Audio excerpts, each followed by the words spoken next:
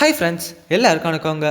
நேற்று ஒரு 3:30 PM அப்போ நம்ம மதுரை அவுட் போஸ்ட் இருக்குது தானே பெரியார் சிலை, அங்கே வந்துட்டு பூர்ணச்சந்திரா அப்படின்ற ஒரு வந்துட்டு தீ குளிச்சிருக்காருங்க. இதுக்கான ரீசன் என்னன்னு பார்த்தீங்கன்னா, ரொம்ப நாளைக்கு முன்னாடி சில பல ஃப்ளாஷ்பேக்லாம் எடுத்துகிட்டு வரணுங்க.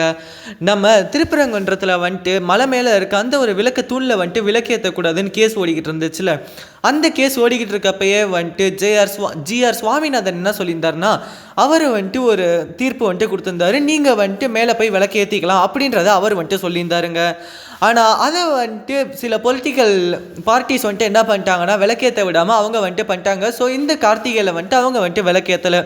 அப்புறம் வந்துட்டு இந்த ஒரு கேஸ் வந்துட்டு கண்டினியூ ஆகிட்டு ஹைகோர்ட் வந்துட்டு போதுங்க. ஹைகோர்ட் போகிறப்ப அங்கே இருக்க ஜட்ஜஸ் என்ன சொல்கிறாங்கன்னா, கார்த்திகை மாதம் தான் முடிஞ்சிருச்சுல, இந்த ஒரு கேஸை வந்துட்டு நம்ம ஸ்லோவாக பார்த்துக்கலாம், அதாவது இப்போ வந்துட்டு பார்க்க வேணால் டைம் எடுத்து பார்த்துக்கலாம் அப்படின்றத சொல்கிறாங்க. ஏன்னா இன்னும் 1 வருஷம் கழிச்சு தானே, அதுங்களே நாங்கள் உங்களுக்கு ஒரு நல்ல தீர்ப்பு கொடுத்துட்றோம் அப்படின்றத சொல்கிறாங்க. ரொம்ப பெரிய முருக பக்தனாக இருக்க நம்மளோட இந்த ஒரு பூர்ணச்சந்திரா என்ன பண்ணியிருக்காருன்னா, முருகனோட மலையில் வந்துட்டு விளக்கேற்றணும் அப்படின்றதுக்காக இவர் வந்துட்டு தீ குளிச்சிருக்காருங்க.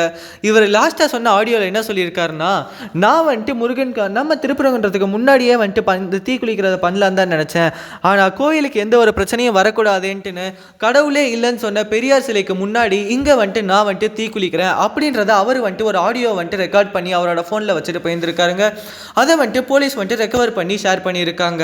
பூர்ணச்சந்திரா இவரை பற்றி சொல்லணும்னா, இவருக்கு வந்துட்டு 40 இயர்ஸ் ஆகுதுங்க.